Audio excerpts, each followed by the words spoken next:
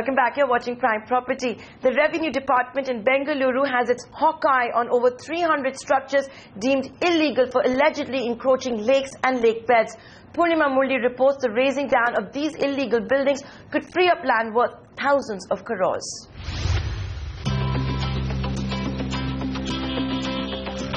This is Saraki Lake, located south of Bengaluru. Spread over a massive 84 acres, it was at the heart of a 4-year legal battle with the Karnataka state government alleging it had been encroached upon.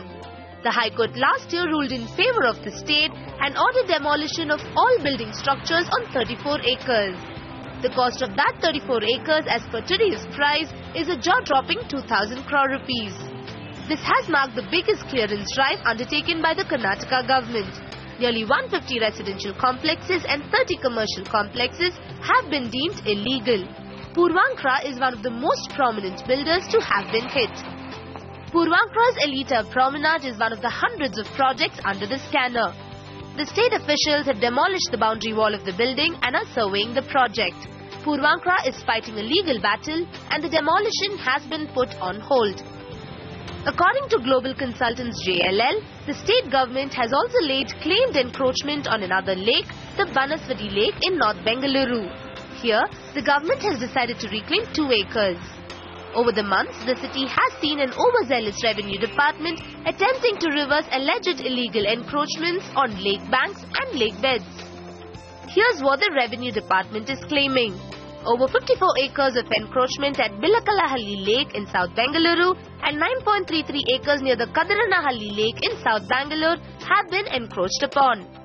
This move by the Revenue Department follows a Karnataka High Court order in August 2014 to free lake encroachments in a public interest litigation campaigning for the right to water. After this order, the state officials conducted a survey and submitted a report to the High Court stating that over 135 lake beds have been encroached upon. Most of them are local, they are not developers, the reputed developers whose properties have come into the purview, except for one property where it is going still under talks, and they have taken it to the court, and they say that they have not encroached the land. It is a ready property called Elita Promenade, which was built by Keppel Land in Puravankara. Then the residents are still fighting the case. But other than that, most of them were plotted kind of development, independent houses, apartment blocks, but by local small developers. It is not any reputed developers. This drive is not just confined to the lake beds. Bengaluru has periodically seen the government reclaim land. Industry experts say encroachment of government land has become a regular feature. Just last week, we told you how the government has staked claim on over 3 acres of land in the Whitefield area and on which Prestige has built a luxury project. Prestige has been trying to allay fears of over 200 buyers. Each apartment in the Prestige 1,000 crore rupee project costs between 3.72 crore rupees and 12.43 crore rupees. Most of the cities, we did not see a demolition drive taking place. Bangalore is the city where we have seen this drive, but encroachments are common in across India.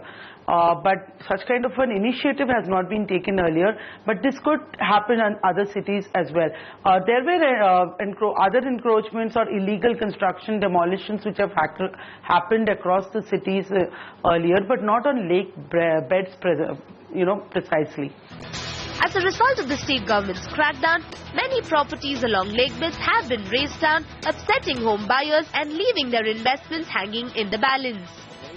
Industry experts expect affected developers to seek legal recourse.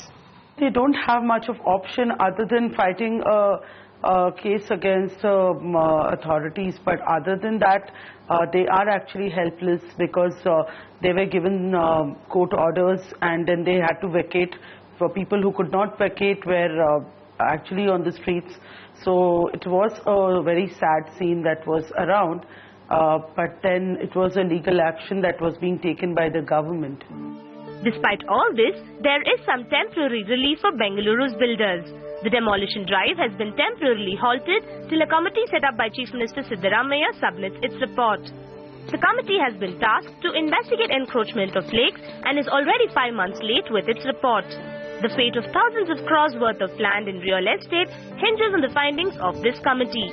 In Bengaluru, Purnima Murli.